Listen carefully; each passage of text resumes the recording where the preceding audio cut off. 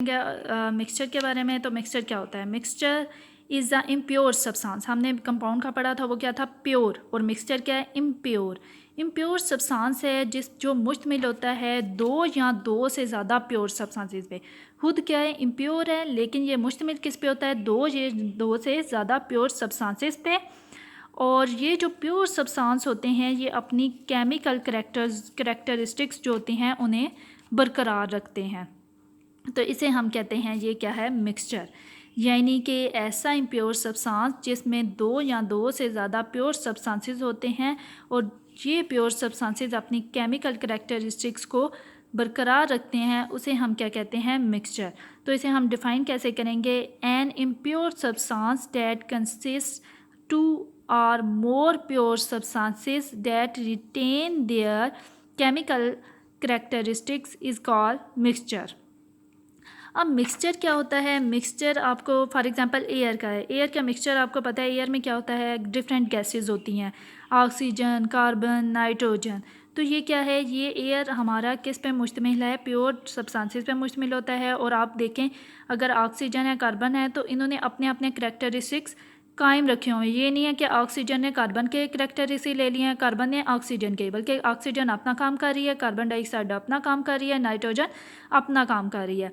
तो इन्होंने अपने करैक्टरिस्टिक्स रिटेन रखे हुए हैं। इस तरह आप सॉल्ट एंड सैंड देखें, तो सॉल्ट और सैंड में का मिक्सचर देखें, तो ये भी एक सॉल्ट और सैंड को हम मिक्स करें तो ये क्या बन जाता है? एक मिक्सचर। तो इसमें भी आप देखें तो सॉल्ट ने अपनी खसूसियात बरकरार रखी होती हैं और सैंड ने अपनी खसूसियात बरकरार रखी होती हैं।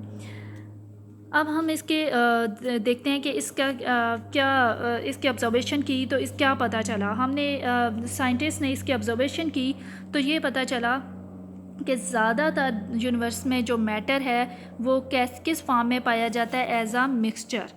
और ये मिक्सचर किस पे मुश्तमिल होता है? एलिमेंट्स और कंपाउंड्स पे। ज़ाहिर सी बात है, मिक्सचर में क्या क्या होता है? एलिमेंट्स और कंपाउंड्स होते हैं। तो ये किस फॉर्म में पाए जाते हैं? एलिमेंट्स और कंपाउंड मालिक्यूल की फॉर्म में पाए जाते हैं।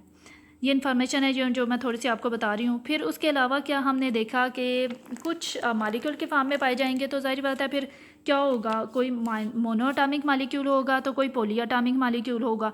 मोनोएटॉमिक मालिक्यूल क्या होता है? पहले तो मैं आपको बता दूं, नोबल गैसेस ऑब्जर्व किया गया तो वो क्या थी? मोनोएटॉमिक मालिक्यूल थी। और बाकी सारे सब्सटेंसेस क्या थे? पॉलीएटॉमिक मालिक्यूल थे। तो अब हम देखें मोनोएटॉमिक का क्या मतलब है। मोनो मतलब वन। मोनो का क्या मतलब होता है? वन। तो इससे क्या है? मोनो का मतलब वन, तो एटॉमिक एटम। इससे जाहिर हो रहा है कि क्या है? नोबल गैसेस में क्या है? मोनोएटॉमिक मालिक्यूल जो भी होगा उसमें क्या होगा? एक एटम होगा। और एक एटम होगा तो बॉन्डिंग नहीं होगी, तो इसका मतलब कोवलेंट बॉन्ड मौजूद नहीं होगा।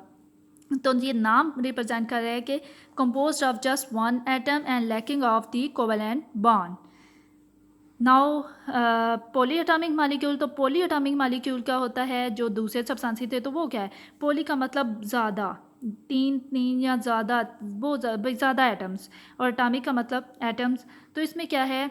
Other composed of electrically neutral group. यानी इसमें क्या है? चार्ज नहीं होता, इसमें कोई चार्ज नहीं होता। ये न्यूट्रल ग्रुप होता है किसका? थ्री और मोर एटम्स, तीन या तीन से ज़्यादा एटम्स का, held together by covalent bond, जो कि किसके थ्रू बॉन्ड बने होते हैं उनमें? कोवलेंट बॉन्ड के थ्रू।